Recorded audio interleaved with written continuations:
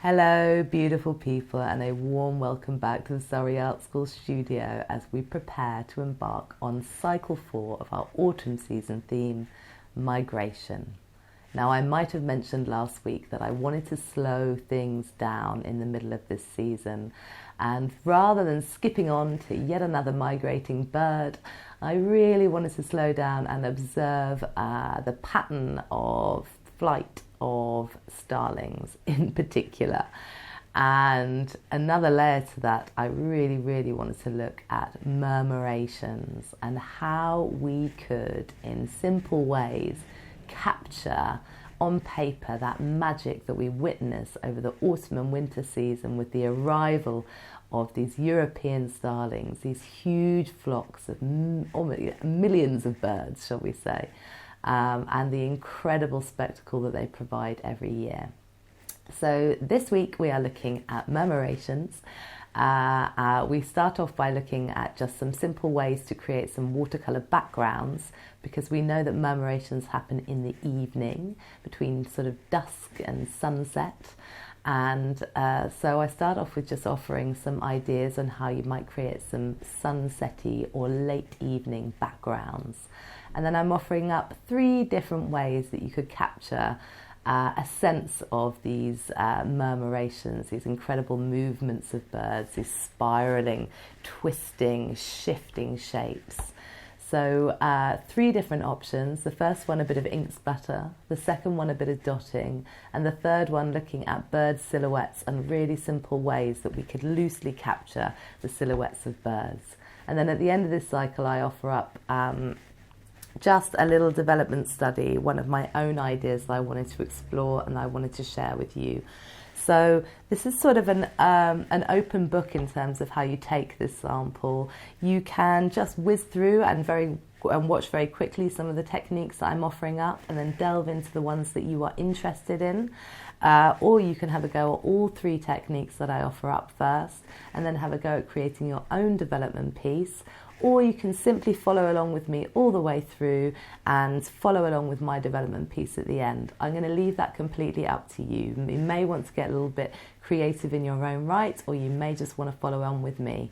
Whatever feels right for you, my loves. But I can promise you some really fun, sort of looser, experimental techniques during this cycle, which I hope you will really enjoy playing with. And I will be back in cycle 5 to introduce a new bird to our migrating bird collection. So much love.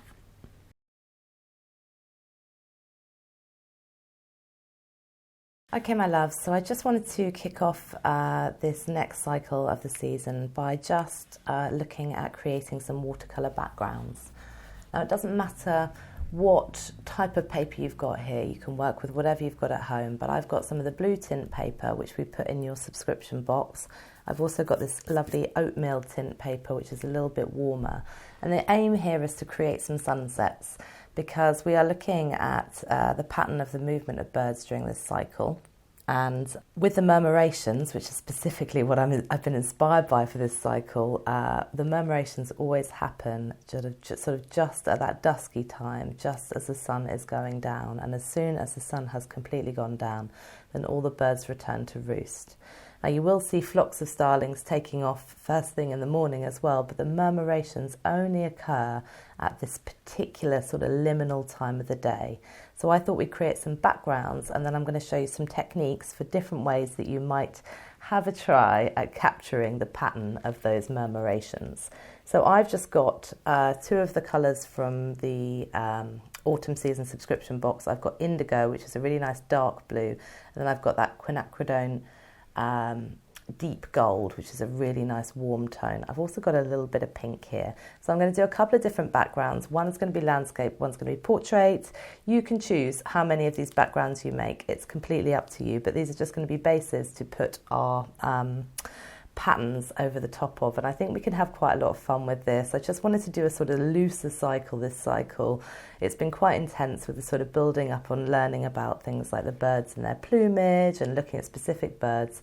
So this time I just wanted to be a sort of relaxed middle of season sort of fun experimental little workshop for you. So as well as all of this, I've just got some paper towel to hand. You're going to need that just when we have laid our washes. So make sure you've got a little bit sort of scrumpled up to one side. I'm going to use that in a minute. Okay, so for this first one, just using my size 6 brush, and I'm just going to get myself a really decent mix of that indigo. You can do this straight off the indigo, which is on your little sets of paints we've given you, or you can just work with the dark blue that you've already got in your palette. I'm making a really good mix of it here, and then I'm going to lay it, I'm going to place it all the way along the top of this piece of paper. So I want lots and lots and lots of it here. I'm really going to build it up. And that seems about right. There we go, so a nice thick mix there. And then I'm just going to wash my brush. I've just done that off camera, but you can see I'm a little jam jar. Just going to wash that brush. I'm going to tip this paper, and I'm just going to start to add some water to that paint and encourage it to sort of move and shift down the paper. So this is why tipping the paper is really important here. So we end up with a really dark blue at the top and sort of this paint sort of falling down. You can tickle it a little bit if you want to at the top, just to encourage it to move a bit. Just sort of falling down. And this is a little gradient wash.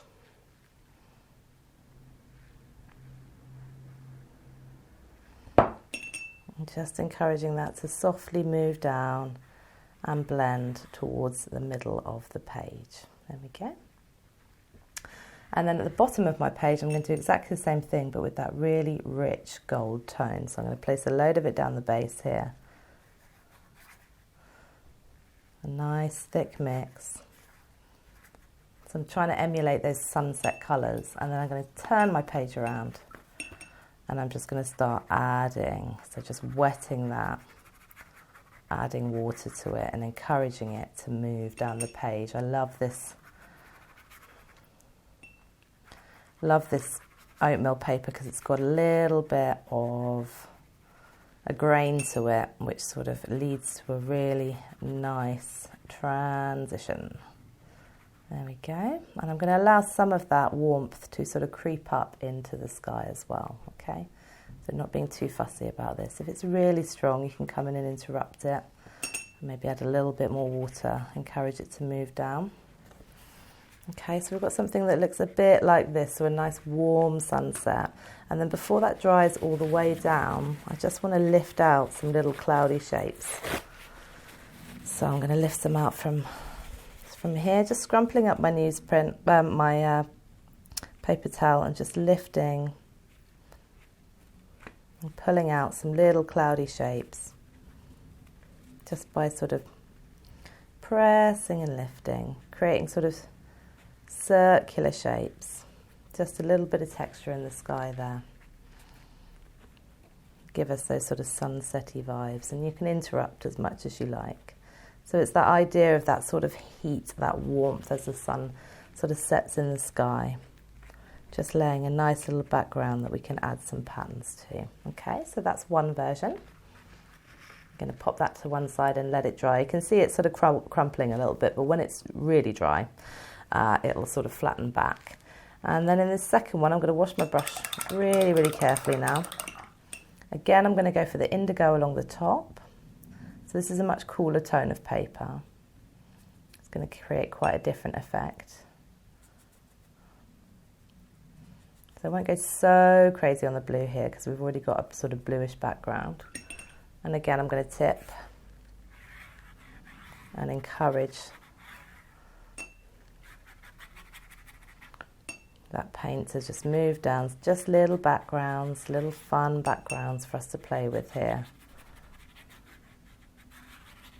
To get our birds sort of out into the sky. So I'm going to bring this one all the way down. And I love it, it looks almost like it's raining. You know when you see the sort of rain hit? It's already looks sort of like that. And then this time I'm going to go in and I'm going to get a little bit of quinacridone rose. So you can just use permanent rose off your palette if you prefer.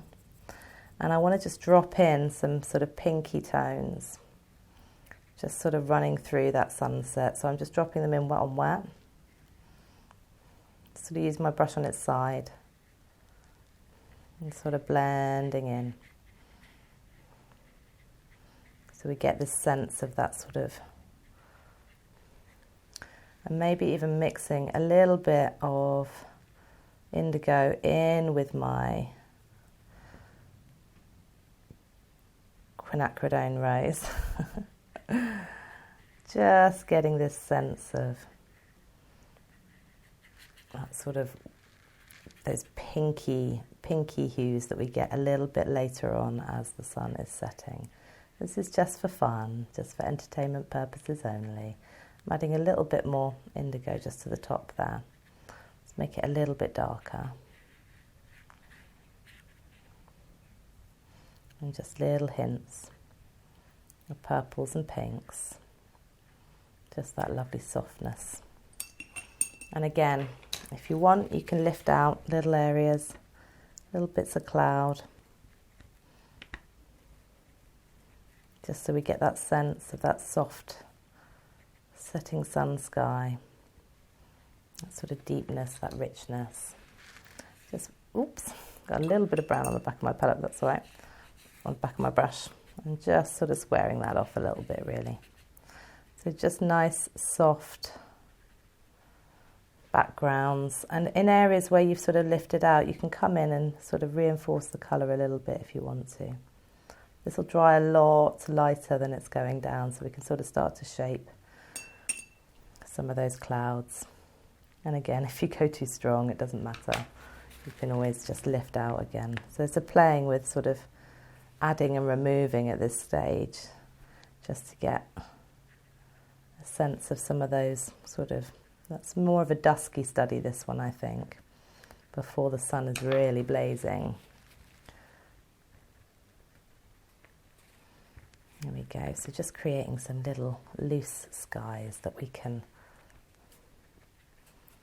work our little migrating birds over the top of, and I'll just remove that little bit of brown at the bottom as well. It doesn't need to be there.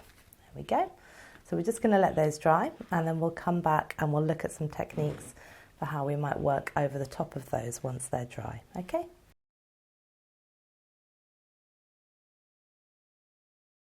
Okay, so let's have a look now at how we can start to create this sense of the pattern of this movement of the birds. And this first one is super simple. It's quite messy. As you can see, my hands are already quite messy, but it's also quite soothing and satisfying to do. So you may want to start with a sort of simple image of a murmuration. I've been looking at some of these ones created by photographers and by artists, and sort of looking at those sort of looping shapes. And sort of in some areas there's like a heavy concentration of birds, and then sort of lighter and looser as we move out. So I'm going to use those as sort of rough inspiration for what I do here. And you can create masks if that's what you want to do. You could create like an actual sort of cutout that you work from. What I'm going to do is I'm just going to work with some paper towel, and I'm going to tear that paper towel up, just to create some little resist layers that I can sort of start to build this shape. So you want sort of curves in your paper towel, and we want to sort of block some areas and sort of mask off some areas, and then leave some areas as well so that they're sort of clean and clear. So I'm going to create sort of a loopy shape to begin with, just by masking off. I suppose you could use masking tape with this if you wanted to. I just want the paint or the ink to go in certain areas without sort of spraying off into anywhere else.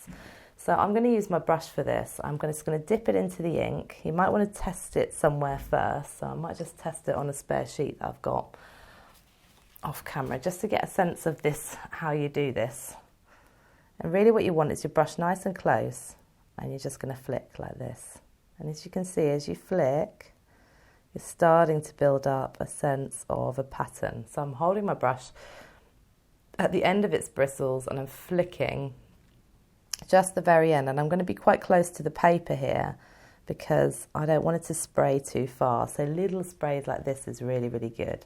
So let's test that now on that little curve shape that I've just created. See why I'm saying this is just for fun, this cycle. It's just for something a bit experimental, a bit different. So I'm going to start to build up that sort of flicking. I don't want big blobs here. I just want some areas that are more built up than others. And I want to start to see if I can recreate that shape of the murmurations. So these sort of looping shapes that they do. So keep your brush nice and close to the paper and just flick like this. And I'm really going to build it up at the edge. So I'm trying to create like a curve shape here. So I want to really build it up in some areas, as we see with the murmurations themselves.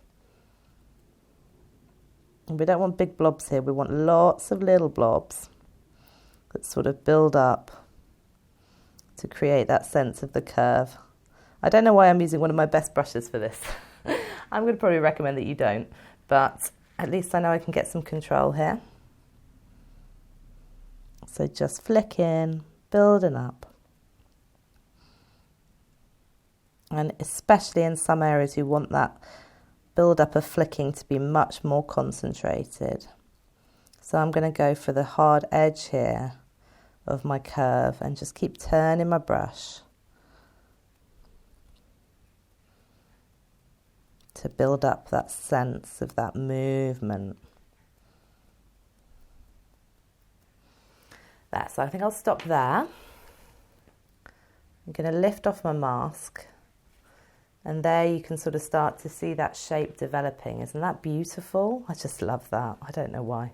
I just absolutely love it. Now we normally see them sort of lift up and sort of twirl and curve like this. So I'm going to sort of keep going down that little line that I've created right to the edge of the paper there. So I'm going to be a bit more careful here as I build up. And get my brush nice and close and just hope that I can sort of keep that shape just by building up carefully. It's okay if the flicks sort of go elsewhere, because you'll find when you look closely at the murmuration pictures that the same thing happens, that you have a few stray birds from the flock. If ever there was going to be a stray bird from the flock, I feel like it's going to be me. Maybe we're all stray birds. We found our own little flock together. There we go. So just sort of getting that sense of that swirl sort of coming up. Lovely, loving that. And then I'm going to arc this round and maybe send it sort of in this direction. I'm trying to get that sense of the curve as they sort of move and flock. And maybe I'll just put another little line just down here somewhere just to mask that area off. So we're just masking and flicking. It's quite a fun thing to do, I think. And, you know, the pattern of the murmurations is just so varied, the patterns they create. So none of this needs to be perfect, is what I'm trying to say. As I said, you'll find an area where it sort of builds up. So there'll be some areas where there'll be more birds. So let's try and honour that. I'm just going to mask off that little area at the top because I don't want too much extra ink there. I really want this to have a sense of flow and pattern. And just keep working. Keep building up. And I really do think this is a great way of sort of quickly capturing that sense of those birds in movement. Also just really fun and experimental and exploratory, which I think a lot of this project has been. We can't, you know, we're not machines. We're here to sort of respond and play and, you know, try and honour these birds that we're seeing, but in simple ways. There we go. So I'm just going to build that up a tiny little bit more, just so you get the sense of that flock, but just using those masked edges just to sort of keep this a bit more contained, because obviously the spray could go absolutely everywhere. And if you want to sort of go in with your brush and sort of flick and move things a little bit, you can, just to get that sense of that movement of those birds. But essentially, this is just an exercise in exploring and playing and seeing if we can recreate some of those beautiful patterns that we're seeing as the birds sort of flock and move and gather through the sky. So that's option one, is just some ink flicking really, and we'll come back and put that over the top of one of our backgrounds shortly, but just a little idea, a little something to play with there for you in terms of trying to capture the sense of this absolutely magical movement of birds through the sky that we see over the autumn season.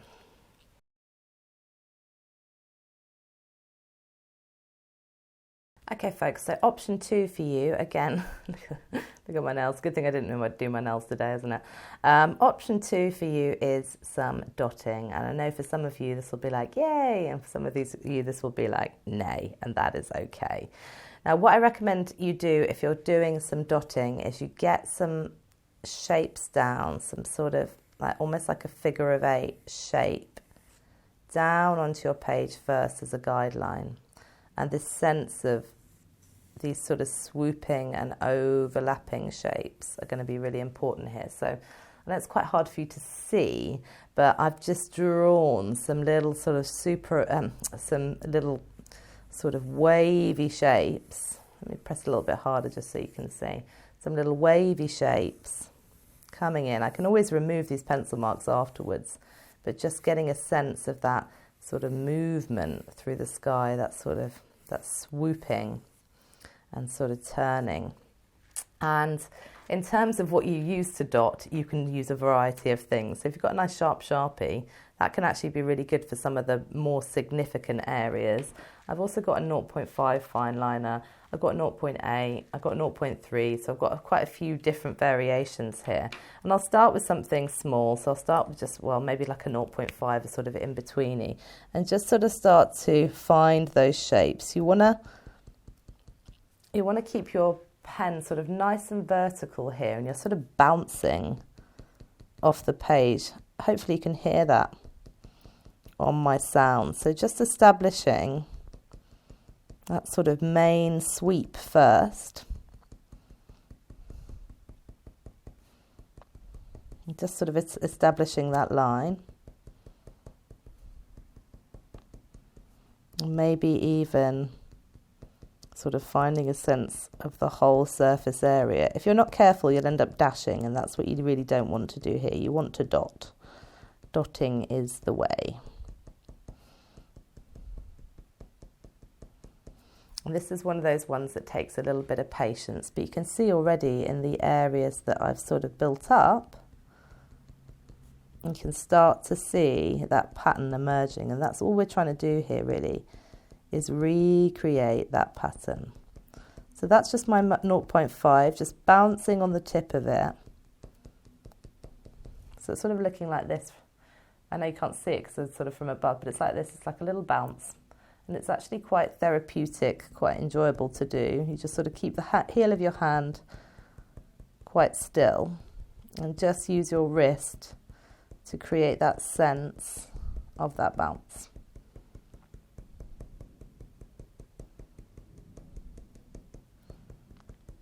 And again, this is like play and experimentation. It's also like a nod to my inner child, who would always have been fascinated by how you might go about recording something like this that you're seeing. You know, nature is just phenomenal in terms of the sort of synchronicity that she shows us, this collaboration between these starlings, this sort of incredible spectacle that only happens when all of our visiting starlings arrive from Europe, and the sort of size of the flocks of starlings are just bolstered.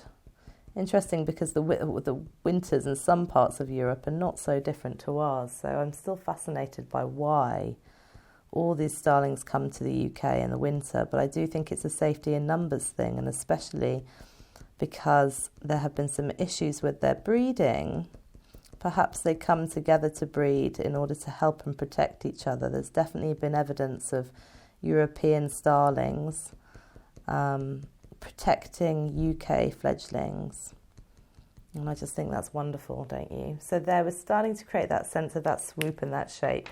If you really want to intensify it, especially because you'll find there are areas where there are larger groupings, then get a thicker fine liner, and you can bounce that one just to sort of really build up. Or if you're feeling a little bit lazier, then you could go in for some larger dots with something like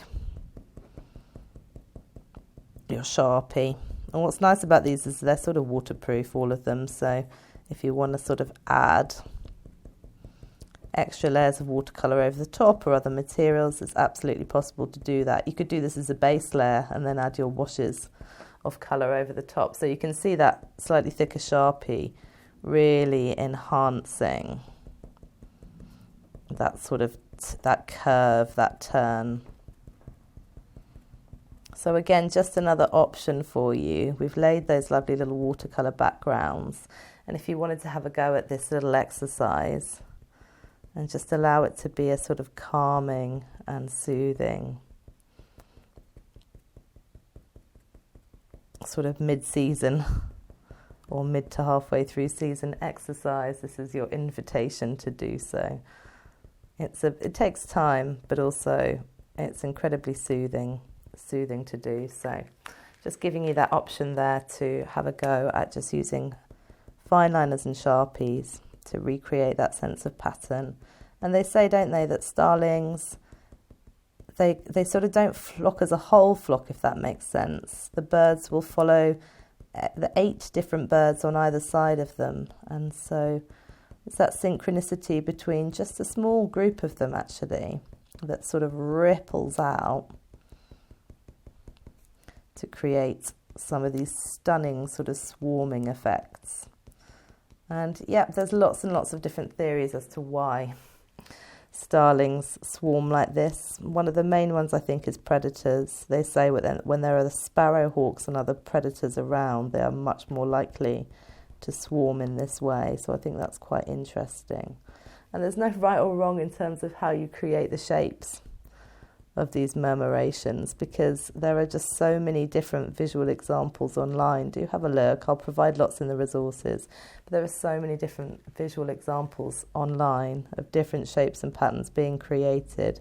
But this sort of figure of 8 seems to be quite popular, this sort of turning and swooping back on themselves in a way to sort of confuse predators. So there we go. That's option 2, which is dotting. So if you want a really heavy sort of swarm, then splatting is for you. If you want something that's sort of calming and meditative and soothing to do, then dotting is for you. And then lastly, I'm just going to offer up some suggestions for how you might do some bird silhouettes. I have had some successes and some failures with bird silhouettes. They are not the easiest, to be fair. But if you meet me back here with just a little brush, we'll have a go at doing some little bird silhouettes and showing you sort of how you could create a similar effect, but with maybe a few little wings, a few little sort of extra details that might make these little swarms sort of seem more lifelike. Okay?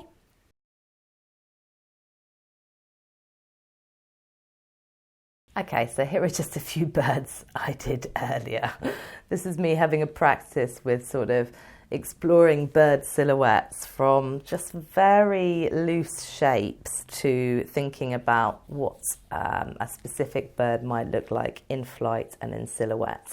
So at the most fundamental level, at the simplest level, just with a brush that's got a really nice point, you know, this area I built up over here was just like little marks, like little wing shapes, so one or two strokes like this. Some of them look right, some of them don't. Some of them don't look like birds at all, but that's okay. It's more this sense of building up all those little marks and just that sense of the wing shape up or down that creates the sense of this group of birds that are flying together. So all I'm doing when I'm creating those little ones, let me bring you a little bit closer so you can see. There we go.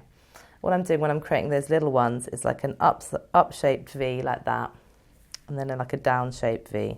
So this sense of the bird flying, and you honestly don't need more than 2 marks for that. Sometimes not even that, because in all honesty, these birds are so far away that all we can really see with our eyes is like a little black blur. And then maybe that's why it makes it a little bit difficult to try and render them, is because, yeah, it's just not the easiest. But I found if you just do 2 little strokes like that and you start building them up, either downwards or upwards strokes or side strokes, so 1, 2, or 1, 2, or 1, 2, or 1, 2, just that sense of body and wing, or just that sense of wing and wing, or just that sense of down wing and down wing, over sort of building them up in a pattern, they start to look like moving birds, don't you think? Shall I just bring you a tiny bit closer for that? I'll see if I can get you any closer on my camera without it going out of. So literally, for downward strokes, just 1, 2, like that. And if the bird's got his wings up, then 1, 2, like that. Or if you want the bird on the side, then just 1 and 2 like that. That's it. So just that sense of opening and closing wings, that sense of the bird in movement. Nothing too perfect here, but just that sense of wings up or wings down. And it's that sort of grouping of all those little wings up and down that gives us the overall sense of birds in flight. So it's a little bit more technical, this one. Well, in a way, it's not more technical. It's just about letting go. It's about letting these little strokes, these little shapes be enough, which sometimes hard for our brains that want everything to look sort of photographic. We just want to get the sense of movement here. And so our brains are able to interpret that into being a set of birds that are flying, as long as we vary the stroke a little bit between that sort of down and that upstroke and that side stroke. I think it is actually quite convincing. It's just whether or not we can allow ourselves to be that simple. If we go a little bit more detailed on that, again, just using my black ink, these are ones I was playing with yesterday, so it's a little bit hard to see because the light's not very good today, but I'll try my best. So it's pointing your brush away and then giving a little wiggle for the body, like that. It's all very dinky stuff. And then I'm going to point my brush away here to create one wing and press. And then I'm going to point my brush away here to create the other wing and press. So it creates more like a birdie shape. Let's do it much bigger just for a second. So it looks like this. And that's the sort of main shape of the bird. Maybe you want to point it off a little bit at the ends. And then I'm pointing my brush out like this for one wing, and I'm pointing my brush out like this for the other, but on just a much smaller scale. Okay, and I know it's not perfect. But this is just the impression we're trying to create. So let's do that again. Pressing like this to create this sort of outline. And then I want one wing that's going to be quite high up like that. And then the other one going off in completely the opposite direction to create that little V shape. And that's a little silhouette. Or it's just like a little circle in the middle. And then I point my brush up that way. And I point my brush up that way. And it creates a sort of sense of this bird coming towards us. Or just a little circle like that. And then I'm going to point my brush down and point my brush down. Sometimes I get this right. Sometimes it just goes completely wrong. That's not too bad, that one. Again, a little circle, wings out wide, pulling towards. That is like the level of detail that we need for what we're trying to achieve here. So I think for me, I would just look at the images on the resources and just play and practice with this one. And if it frustrates you and you want to run away, okay, leave it, come back. That's not a problem. But we're just trying to create those little wing-like shapes and this sense of a body in the middle. That's really all we need when we're seeing birds from such a long way away. And just keep varying the direction of the wings like we did in the last one. Maybe you want to leave a little bit of space between each wing. Maybe that feels better for you. It's completely up to you. Or if you want to go for a sort of full detail silhouette, then this is what I've come up with. So you start at the beak like this. This is based on an image of a redwing flying. Press and then lift. So we get that sense of the direction of the bird. And then for the wings, you want the wings to be quite close to the head here, so you might want to build the head up a tiny bit more. And then for the wings, I'm just going to take my brush and I'm going to pull sideways. And that's going to give me a really nice sense of a bird in flight. Maybe you want a second wing on there, that's up to you. Doesn't have to be, but you could pop it in like that. So sort of playing and experimenting here. I tell you what, there's no guidelines for this that I could really find. This is just sort of an idea that I had in my own head. Let's do another one. So this time I'm going to pull down to create the belly of the bird and lift up again to create the tail, like that. And then just take my brush on its side, pull it sideways, and just lift the pressure as I go. And that seems to help me create that sense of that wing shape. So one to explore and experiment with and see where you can get to with. I'll just do one more. So that is again the red wing in flight, pressing, pulling, lifting, getting that sense of the full body. And then maybe this time we go down, so pulling down and then lifting. You normally can't see the second one, but we'll put it in anyway. So can you maybe, if you want to do your birds a little bit larger, just have a go at that. Pressing, lifting, pulling out the shape of that wing. Pressing, wiggling, just for a change. Pulling out the shape of that wing. Just like a few on a slightly larger scale that might feel satisfying for this. So I'll leave all of the experiments that I've done, all the little silhouettes that I've done on the resources for you. Let's do a smaller one. On the resources for you to have a look at. And this one I think is probably the most technically difficult, but still very worth having a go at if you'd like to have a play. I think that's probably one of my favourite silhouettes, is that one there. And just look at the images on the resources and see if you can create something similar. Let's do like a little pigeon here that I can see. Put the tail in. And then for this one, the wings are sort of coming in on the side, so I'm just going to pull them in either side with my brush. Okay, so not always perfect, but we're playing, we're experimenting. So this is the third option for adding birds or adding a sense of these swarming or migrating silhouettes of birds to your watercolour backgrounds. And it is completely up to you which process you choose to work over the top of your watercolour backgrounds. I think for me, out of all of them, I love these little shapes just created by just a couple of little strokes, really, this sense of these birds moving and flying. And I really like the splatting of the ink, just because it's fun and it's childlike, and yet we can still, I think, create something which is quite similar to what we're seeing in those murmurations. So I'm going to come back, take one of my backgrounds and work one of those processes over the top, end to end.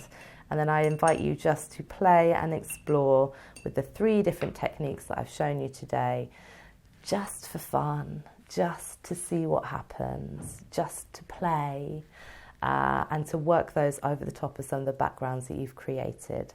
So I've got sort of 2 or 3 backgrounds because that gives me lots of space to get things wrong and get things right as well. So I encourage you to make at least 2 or 3 backgrounds. If you want to try some other colours, you're more than welcome to. And I'm just going to show you a sort of more end-to-end study now, I suppose, using one of those watercolour backgrounds that I've created. Okay?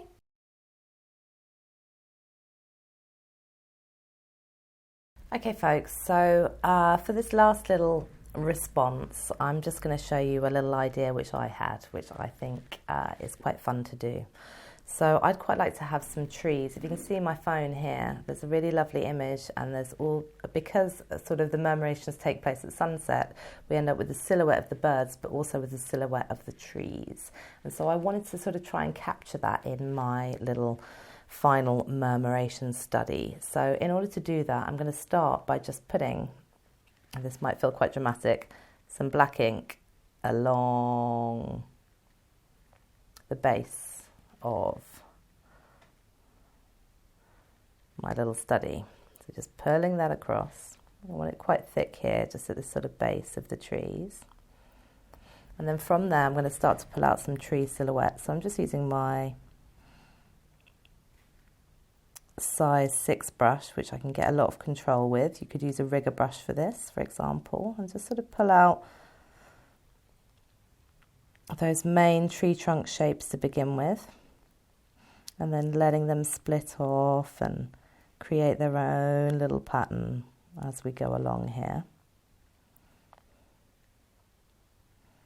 Just this sense of that sun setting over the countryside. I'm actually just going to water down my inks ever so slightly here, just to create a sort of more of a foggy layer.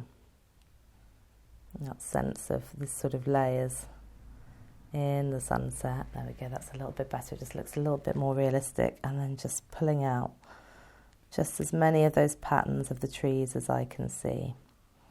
So this might take a minute. Perhaps I'll speed this up a little bit. We're just finding those shapes of the trees using the very tip of the brush. If you're more of a sort of buildings person, you could have a go at adding some buildings here. But really, it's just that sense of this sort of woodland sitting at the base of our image. And I'm actually going to switch to my rigger brush because I think it's going to be a little bit quicker. So my rigger brush is just like nice and fine and much easier for these kind of shapes, because sometimes I can press a little bit too hard with my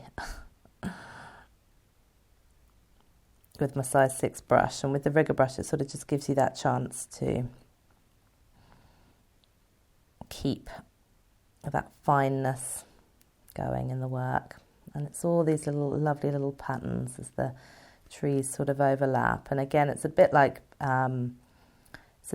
painting the birds themselves. We think we need all these detail, but actually we just need that sense of those shapes, those patterns. It's quite calming, repetitive, soothing work to do this, just pulling out those shapes of the branches. That sense of that sort of grounding. We've got this stuff going on in the sky above. I just want a little bit of grounding in the base of my study here. So just overlapping those patterns and lines, getting that sense of that tree line. And sort of, in some areas it can grow a little bit higher. So we're getting this sense of the shape of that tree line as we go along.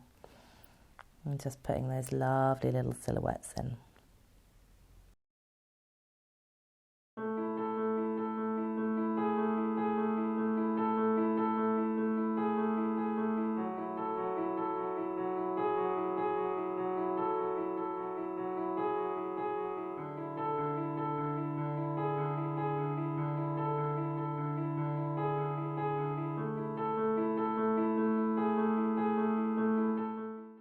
Okay, so I'm really happy with the way that tree line sort of works out, actually. It always feels like when you're doing the individual shapes that, it's just looking like a bit of a mess and what am I doing? But actually, it's a bit like the birds when they're moving. It's that collective of all those different little tree shapes and branches that really makes a difference. And you can learn from me here and add a really thick layer of ink at the bottom, and then water down your ink a little bit and just add another thin layer. It just gives that sense of depth in the trees, or that sense of a landscape behind.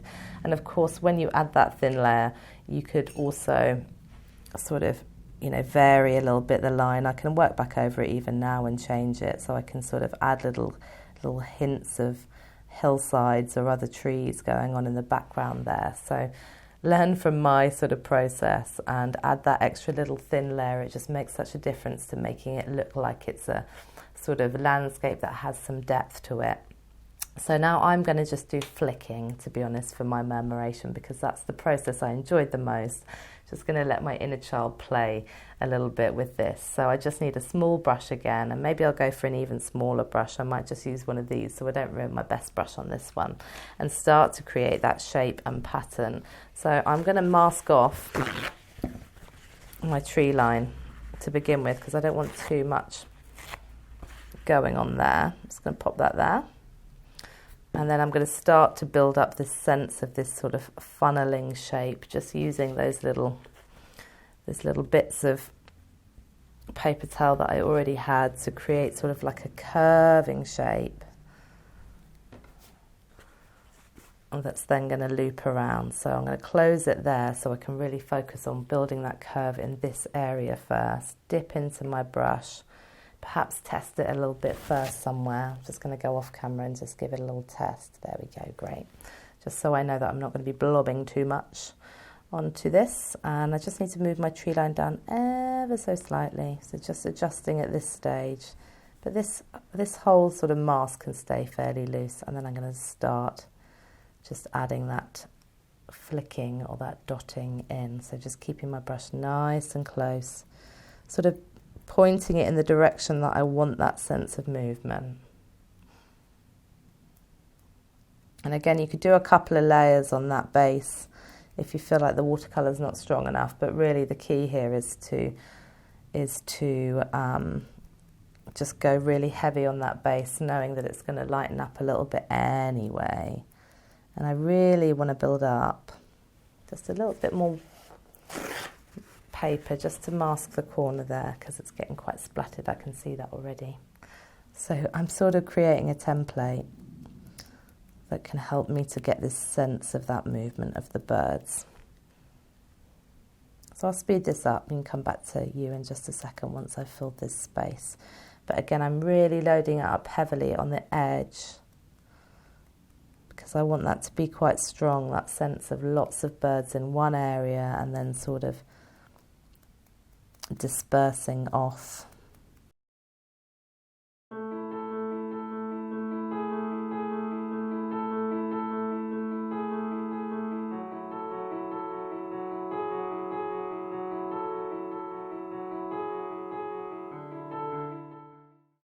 Okay, so that's a really lovely start, I think, this curve here. I want to sort of bring it back around in a loop now, so I'm going to see how I can engineer that just using my mask. So again, wanting to create almost like a figure of 8 shape. Let's start with just here and then mask that off all the way.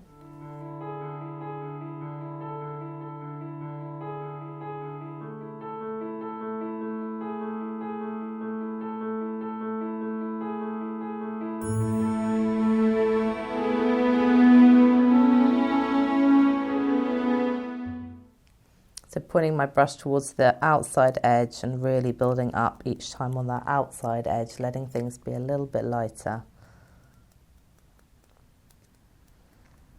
as they move towards the middle as the birds sort of disperse. So let's have a look at that now. Yeah, I'm really happy with that actually. Really pleased with that. It looks really nice. Maybe I will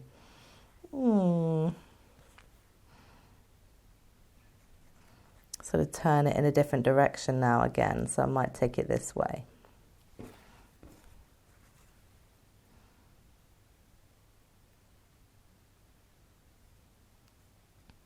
Just really being careful to mask off areas that you don't want to add extra ink into. So just going to do this little plume bit here now.